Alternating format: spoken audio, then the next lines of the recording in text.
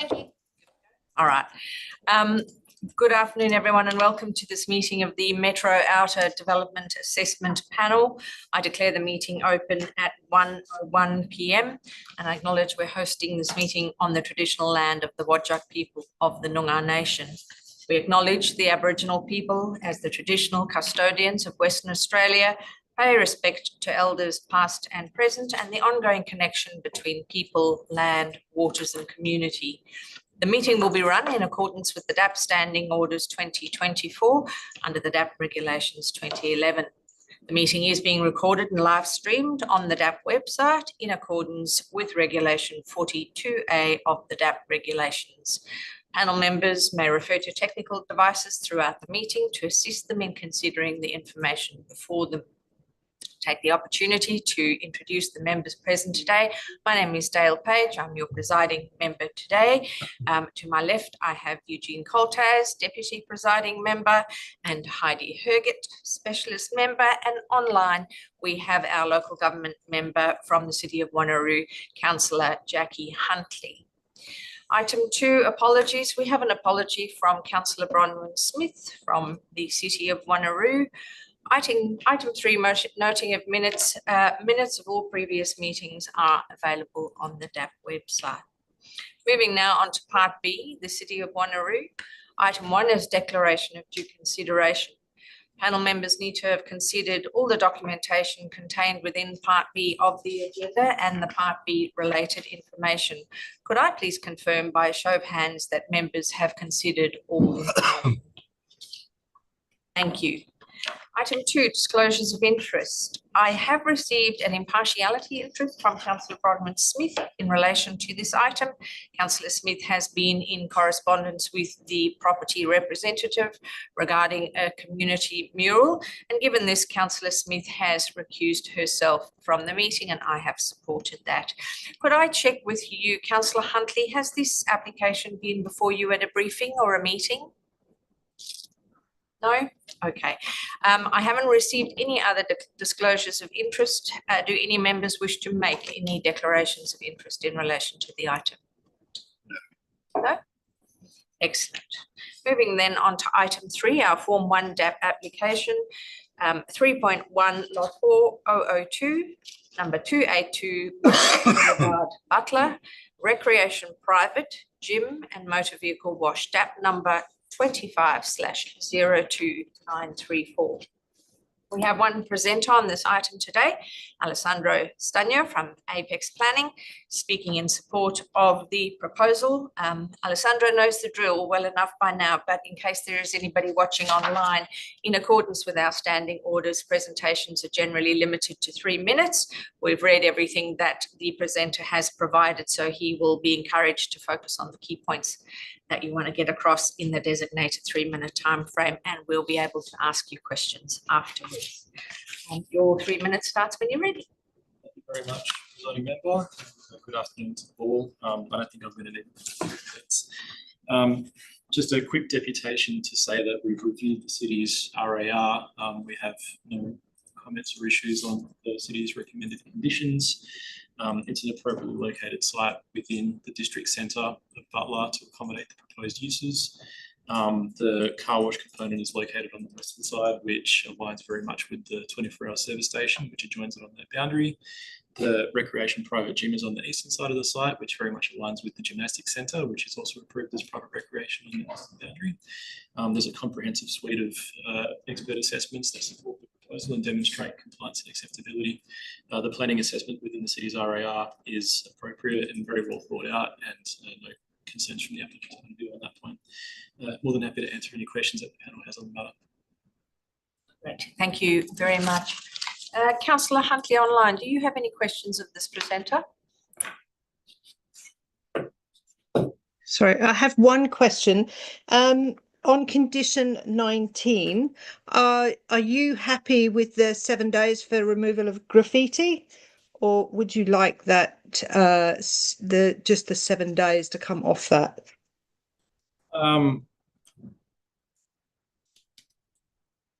It's a good question. I mean, more time would always be welcomed, just because sometimes depending on where the graffiti is actually put on the building, you don't see it straight away. And how do you measure the 7 days? But I didn't have any concerns with that condition immediately when I had seen it. So if the DAP wishes to extend that period to, 10 or 14 days, we wouldn't have any objection to that. But I would also say that because of the high quality nature of the design, I'm sure that any graffiti that is identified would be removed as soon as possible. Thank you. Any other questions, councillor? Questions of this presenter from any other member? Heidi. Okay, I just have a couple in relation to the transport issues. Can I just confirm that the maximum size vehicle is 8.8 meters, the size of a standard rubbish truck? Yes, correct. So there won't be any 12.5 meters medium rigid service vehicles. Okay, thank you. Now, the sweat paths in the transport assessment, back of the RAR. So, presumably vehicles entering, in particular, I'm referring to service vehicles entering via the western crossover to Butler Boulevard. So they come in, they turn left, they go through, then they reverse in where the bin store is, and then I'm assuming they're leaving via the wash bays? No, there's 2 separate sweat paths for the entry and exit movements. The exit movement will occur via Butler Boulevard.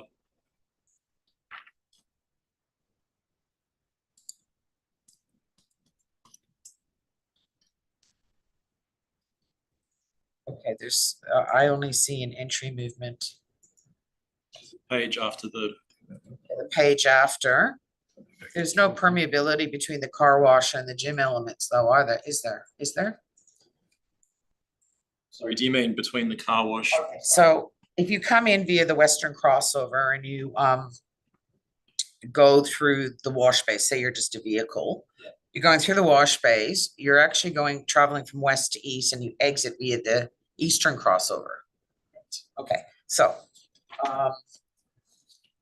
for the same would apply to a waste or service vehicle that is, for example, a waste vehicle that enters to collect bins and waste from the bin store on the western side of the site next to the vacuum bays.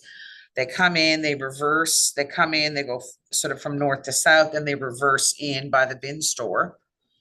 How are they exiting the site? That's not shown in the report. Sorry, it is. It's at the back of the appendices. There's, Yeah. See that. How are they getting from one side of the site to, oh, I see. Okay, so, all right, so they're actually leaving that way. So they're not going through okay. So that gives rise to the fact that we don't need to worry about my next question, which was vertical clearance. We have had a few of those, as you may be aware. Okay. My last question relates to, it's just a general question for the traffic consultant if they're here. Was there a queuing assessment done? I don't have the traffic engineer here. Oh, right. In relation to the car wash? I don't believe a queuing assessment was done. I don't think they did that, firstly, because the traffic generation fell within the scope of the TIS. And secondly, I believe that there's queuing for about 15 to 20 vehicles there, which substantially exceeds the typical 10 to 12. Yeah, I was just curious to see what the actual turnover is with respect to a manual car wash. Could take longer, it could take less time than the automatic, depends on what setting you choose, et cetera, et cetera. I was just curious in terms of, I see that like the maximum demand is around 12 vehicles per bay in the peak hour. And that's over the whole operation. Like over the 2 or 3 automatic bays and the manual bays as well. So the answer is no, they haven't done it. It wasn't considered necessary. And they've also used a very conservative number for the manual wash bays as well. They use the same figures as for the automatic wash bays, but the manual wash bays aren't used as frequently. Thank you. Last question, just a quick one. The 5 bays along the western side of tenancy 2. This is sort of relates to the queuing question, et cetera. Is there any intent to assign any of those to staff base for the private recreation tenancy? It's not really considered necessary because the gym doesn't have that many staff. It's very similar to your Revo So- operation, where they have very minimal skeleton staff during the day, and then at night it's just monitored stuff there. And there's really only staff going to be present on the car wash element if there's servicing or Correct, yeah. collecting money or whatever. Okay. During winter, they don't attend as frequently because people aren't washing their cars as frequently. But during summer, they're there most days of the week. Okay, that's great. Thank you. Another question? No, that's it. Thanks. Any questions from you? Alessandro, just one question from me, and it's about the operating hours. So I note that there's a condition seeking to restrict the manual car wash after 10, between 10 and 7, I think. How many people typically attend a car wash between 10 and 7 anyway? It's a really, really good question. And I'm not expecting you to know exactly, but in your view, is it going to be utilised much between those hours? There is potential. There's no issue with the manual wash bays being closed at that time. But for auto wash bays, you'd be very surprised. There are some people that might be driving home after a night out somewhere or just driving through the area, and they'll think, oh, I'll just pop in and get it done. I mean, in my younger years when I'd go fishing a lot, I used to take my car through the car wash on the way back, even if it was late, just because you want to get all that sand and dirt off the outside of the car, and salt. So there are definitely reasons to do it, and there's definitely a demand for it, which is why they're usually proposed on a 24-hour basis. But yeah, I can only really speak to my own personal experience with that. That's all good. I think you've answered it. I just couldn't understand why anyone would want to do it, but you've given me a good example. Thank you for that. Shift workers. Mhm. Shift workers. Workers, yeah, thank you. All right. Unless there are any other questions of Alessandro, we will move to questions now of the City of Wanneroo. I believe we've got Daniel Sheehan with us. Is that right, Daniel? Yes, that's correct. Great. Councillor Huntley, any questions of the city officer? Yeah, just one about that condition 19. I note that in the past few DAPs that I've been on, we have actually amended that 7 days due to the fact that the graffiti is really difficult to remove after 7 days, and some of the graffiti in Wanneroo is so vast it's almost impossible. So are you happy to be flexible with that if we change that to maybe 14 days or even 30 days? Thanks, Councillor Hunley. Yep, certainly the city is open to modifying that condition, perhaps to, I think, 14 or even, I think, 21 days has been previously accepted by the Development Assessment Panel. Okay, I'd actually like to move that on that condition later on. So if everybody's happy with that, yeah, I'll be moving that. Okay, thank you, councillor. Any other questions of the officer? No, not at this stage. I think the report is actually very good. I was amazed. It's so nice to see that there's no complications with actually getting in and out this time, which is good. Thank you. Questions of the officer from other panel members? Daniel, I have a few and they relate to your conditions and the wording of some conditions. So condition 3 relates to lighting, and it states that lighting should not have an intensity so as to cause annoyance to the public or illuminate beyond lot boundaries. Who decides what is an annoyance and how do you measure it? That's a very good question. Look, to be honest, with that sort of condition, it is a standard condition the city would impose. I would expect anything in excess of what the Australian standards prescribe under AS 4282 would probably be a good measure. Okay, all right.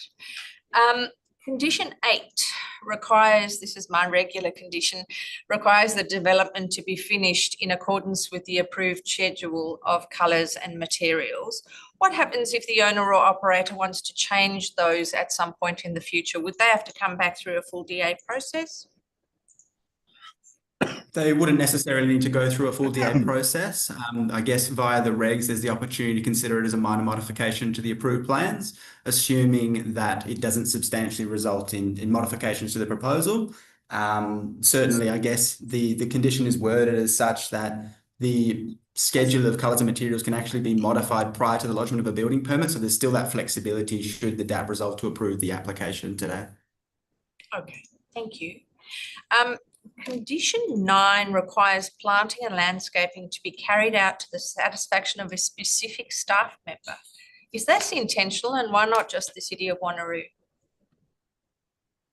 I would agree with a modification to that condition, if I'm being honest. Having reviewed the report, it's an old sort of format of that particular condition, so I would agree that modification would be appropriate to reference just the city in general. Okay, great. Then condition 15 requires lighting to be installed prior to occupation, but installed in accordance with what? Are you comfortable that that lighting is shown on the development plans that we're going to approve, or is there something else that it needs to be in accordance with? Yeah, often there would be a lighting plan submitted for assessment. To my understanding, in this particular instance, the applicant hasn't provided one. So it may be appropriate in this instance for the submission for a lighting plan to address that condition as part of the building permit process, and then for it to be undertaken in accordance with that prior to occupation. Okie doke. And then just one more. Condition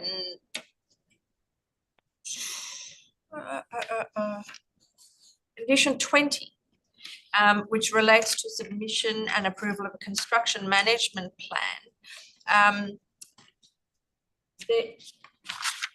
It states this: the construction management plan must be submitted when application is made for a building permit. But at the end of the condition, it states it must be submitted and approved prior to commencement of development. Is it the intention it needs to be submitted with the building permit, but must be approved before they can start development? Yes, that's correct. Okay, thank you for that. All right, I have no further questions. Does anyone else have any further questions for Daniel? No? All right, we're going to move to the report then. And I will be seeking a mover and seconder for the recommendation in the report. Does anyone wish to move the recommendation? Heidi Herget moved. Does anyone wish to second it? Yes. Councillor Huntley. Thank you. Heidi, as mover, do you wish to speak? But this type of use and proposed activity along this corridor is, in my opinion, entirely appropriate in the context of the approved structure plan, which obviously is a number of years old. It's in keeping with the intent of the road network. The access is, in my opinion, it's safe and appropriate. There's mind you, there are two different elements, but they're, I think, more than catered to satisfactorily by the proposed access arrangements. There's local public transport, line haul bus service that runs along Butler Boulevard. It's close to the train station. It's within the town center. The layout is appropriate and safe, and for these reasons, I support the application. Thank you very much. Councillor Huntley, a second if you wish to speak. Yeah, thank you, presiding member. I would like to make an amendment to condition 19, and I'm not sure if you're going to make any amendments to the conditions that you were speaking about, but certainly I will, but you go ahead. Yeah, certainly that lighting plan, and I think this must be an old. It's due to the fact it's got the 7 days in. I'm sure our conditions now don't have this, so I think this is an old one. And again, with the condition 9, being referenced to the city of Wanneroo, that makes sense. So I am in support of this. It is. Sorry, councillor. Before you speak more broadly, do you wish to move that amendment that you talked about in relation to the graffiti? Yes. Let me just get a seconder for that. Do you wish to extend that to 14 days? I think we'll extend it to 21. It's almost impossible in Wanneroo to actually get that graffiti off in that time span. Let me just get a seconder before you talk to it. Seconded, Jean Coltaz. Back to you, Councillor Huntley. You can talk to the amendment. Thank you. So it has been noted in the past that that is actually nigh on impossible to achieve, and for some of the graffiti that's going on now, it is so vast, and there is there is a wall there. I know it's going to be covered with trees, and the landscaping plan does say that, but whether those trees will cover it immediately or whether they're going to take 5 years to grow is another thing. So I do think there should be some flexibility, or this could be landing up in hot water for not being able to adhere to the conditions if they can't remove that graffiti. So 21 days, I think, would be appropriate here. Okay. Do you wish to speak as seconder? Just to confirm that I supported 7 days from the day that the graffiti is put onto the building. It could be 7 days before anybody notices it, and then you've got no time to remove it. So, yes, I support that. Great, thank you. Does any other member wish to speak for or against this amendment? No, let's put the amendment to the vote. All those in favour? Carried unanimously. Back to you, Councillor. Talk to the substantive. Other than that, I'm in full approval, and it would be nice to see this go up there. So I'll be happy to support any further amendments that you wish to make on the ones we've discussed already. Thank you. Thank you, Councillor. Does any other member wish to speak to the substantive motion? Yes, look, it's clear that the proposed uses, the private gym and car wash, comply with the relevant planning framework under the City of Wanneroo Scheme 2 and the various agreed structure plans. Whilst there were some objections to the proposal, I think the design and siting of the proposed uses are such that they've taken into account the main factor, I think, which was noise from the car wash and gym to the residents to the south. The other thing is that the residents to the south, primarily the structures on the northern boundary of those residences are garages that afford access off of Brough Lane. The rest of the development is sensitively designed, appropriately located, access to and from with the flow through between both uses is appropriate. As I said, the noise mitigation measures that have been proposed, such as roller doors and hours of operation, are appropriate to ameliorate any further amenity impacts to the residences to the south. And things like landscaping and setbacks have all been addressed in the responsible authority report, and I agree that it's well written and comprehensively assesses the proposal, and the relevant conditions are there to afford compliance with the amenity concerns that the assessors did have of the proposal. So I am supporting it, and I'll wait for presiding member to make her amendments to the clauses, the conditions. I have some as well, but I'll wait for her to come through. If you have any amendments that you want to can you probably move them now? No, they're similar to yours. So Okay, I'll let great. All right. Okay. Before I talk to the substantive, I would like to move those amendments that I touched on. The first amendment is to amend condition 3 relating to lighting nuisance, to add the words "to the satisfaction of the City of Wanneroo" at the end of the petition. Do I have a seconder for that? Thank you, Jean Coltaz. Look, the reason for that is the additional wording ensures that it is the city who determines whether lighting is causing a nuisance, and Daniel confirmed for us they would be relying on the Australian standards for that. But particularly in the event where there is future disagreement between the owner-operator and the city about whether or not it is considered that lighting is a nuisance to neighbours or someone else, it just makes it very clear that the city will be the determiner of that and no one else. Do you wish to speak? No. Does any other member wish to speak for or against that amendment? No. All those in favour?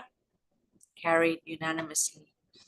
And I would like to, although Daniel mentioned that there's scope within the regs for minor modifications, I would like to amend condition 8, which requires the development to be finished in accordance with the approved schedule of colours and materials, to add the wording unless otherwise approved by the city at the end of the condition. Rather, do I have a seconder for that? Thank you, Jean Coltas. Look, the way the condition is currently worded, it could be argued there's no scope for changes, even minor changes to the approved colours, materials and finishes of the building in future without approval being required. The added wording really enables the city to approve deviations from the approved schedule in the future should this be required. Just makes it perfectly clear. Is there any member that wishes to speak for or against that amendment? No, let's put that to the vote. All those in favour? Carried unanimously. Then I would like to amend the condition, and I just have condition 9, which deals with planting and landscaping, to delete the words manager land development and replace them with the city of Wanneroo. Do I have a seconder for that amendment? Thank you, Jean. The reason is it is always more appropriate for responsibility to clear a condition to rest with the city as a whole rather than naming an individual staff member. Is there any member that wishes to speak for or against that amendment? All those in favour? Carried. Then I would like to amend condition 15 to require a lighting plan to be submitted to the city for approval as part of the building permit application process, and thereafter lighting must be installed along all driveways prior to the development is being occupied. Do I have a seconder for that amendment? Taz, thank you. Look, the reason for that is it is not clear from the condition now what the lighting needs to be in accordance with, and the city has confirmed that it is standard practice to require a lighting plan. So this is just adding that into that condition to make it clear to the applicant what is required. Does any other member wish to speak for or against that amendment?